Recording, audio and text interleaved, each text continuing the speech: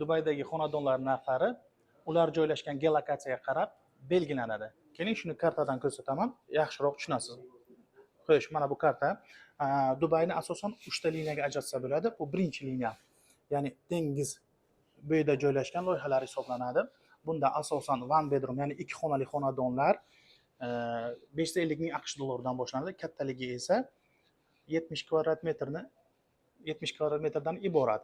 Xo'sh, shunda 1 kvadrat metri sizga taxminan 7000-8000 AQSh dollarini tashkil qiladi. Xo'sh, ikkinchi liniyadagi mana bu tomonda, ana kartada ko'rsangiz, xo'sh, asosan bunda Burj Khalifadan, Dubai Malldan 20 minut uzoqlikda joylashgan rayonlar hisoblanadi. Bunda GVC, Production City, Dubai City va qolganlar hisoblanadi. Bunda studio xonalar 230 ming AQSh dollaridan boshlanadi. Kattaligi esa 40 kvadrat metr. Shunda 1 kvadrat metr sizga taxminan 5000-6000 dollar atrofida bo'ladi.